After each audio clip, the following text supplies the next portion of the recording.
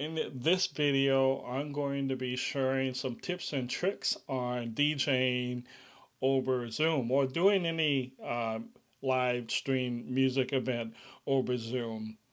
So I'm going to share some tips with you. I'll show you the setup that I've done, and you can be able to adapt to your liking. All right, so let's get into it. Let's go.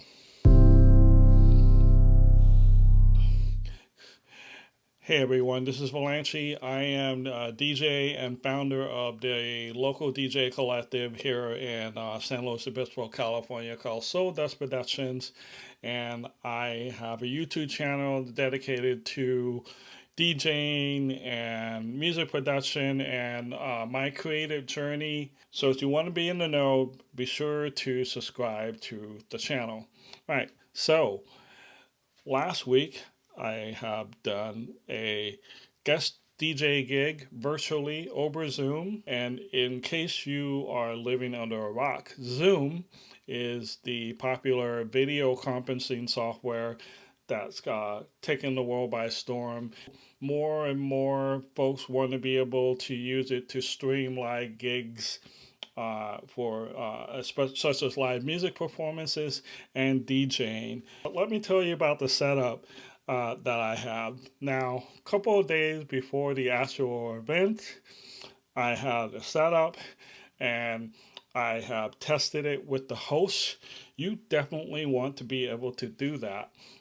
You want to be able to have a test before you do the real thing. You want to be able to test the network.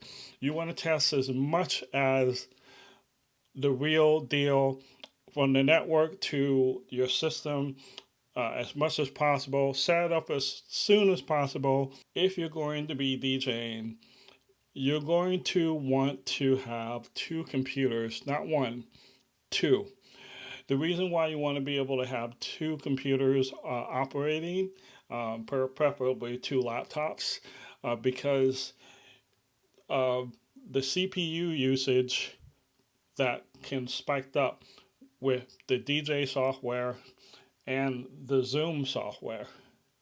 If you try to blend those into one computer, you may end up having problems. You may have complications not just with the two softwares trying to coexist and possibly wreaking havoc on the CPU and start to cause software issues, but it could also cause network congestion from your computer, and people might have a less than satisfactory experience. The first computer that I have in front of me is the DJ computer. It's a 2012 MacBook Pro. It's a dual core i5 processor. It is an older machine, has a standard conventional hard drive in it, but it works fine. And it even takes the latest edition or the latest version of Serato DJ Pro. It's 2.4.6 at the time that I'm recording this video. And then the second computer that I have is the late 2013 MacBook Pro, and that is a quad-core computer, i7 processor, 16 gigs of RAM, and a 1 terabyte SSD drive. That is the better computer of the two, and that is why I have Zoom installed. The thing you want to be able to do with that streaming computer is you want to be able to have an Ethernet connection. You don't want to be able to use Wi-Fi for live streaming.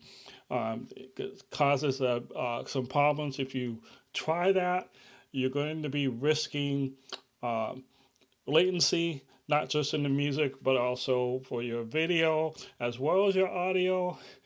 There are enough problems with Wi-Fi, especially if other devices or other people use the Wi-Fi. So you want to be able to get yourself an Ethernet cable and have it plug into the computer.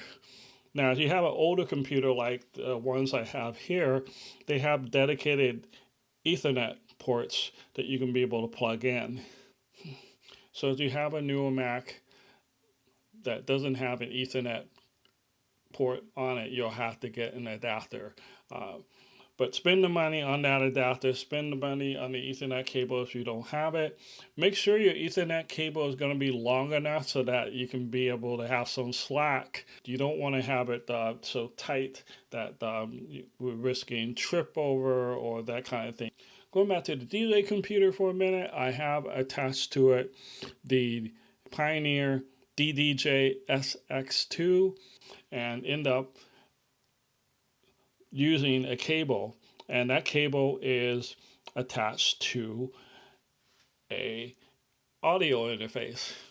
And the audio interface that I have is from Zoom. It is called the U44.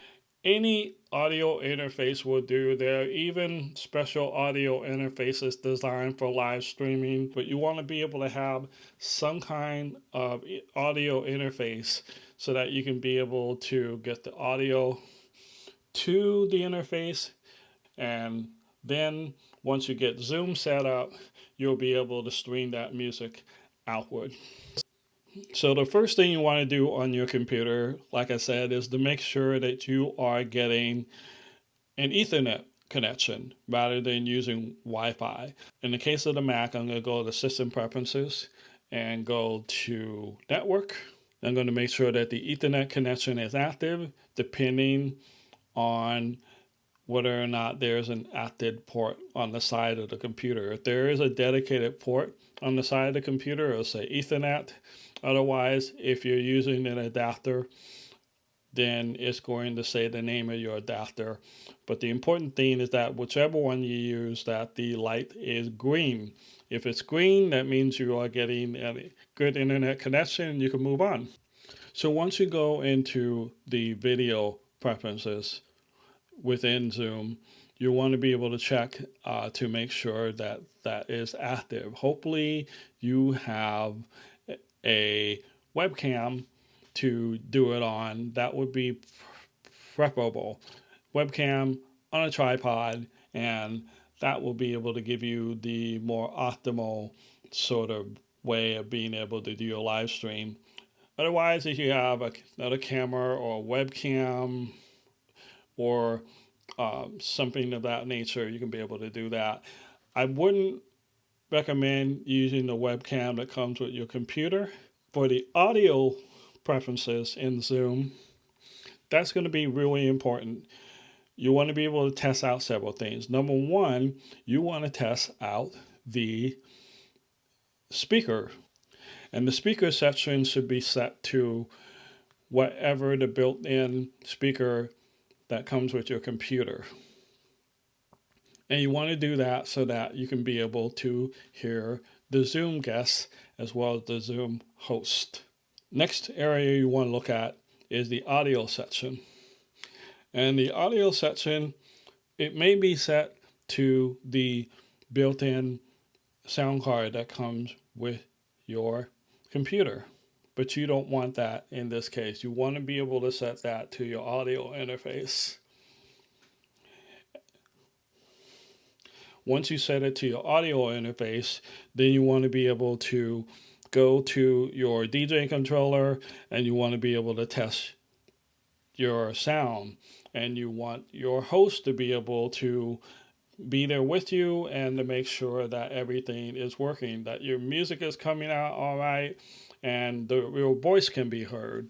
And you can make all the appropriate adjustments during your test, and hopefully it will remain that way when you actually do it live.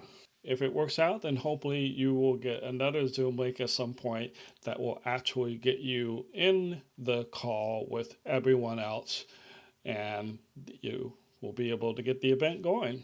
All right, so those are my tips, and also a little behind the scenes setup to do DJ live stream over Zoom. And if you have any questions, you can feel free to post the comments below and I'll get to them as soon as I can.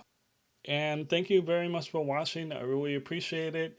And soon I'll make another video to let you know what I've been up to, what Soul Dust Production been up to, and what we're going to be doing going forward. I really also appreciate if you like what you see, to be able to push a like below.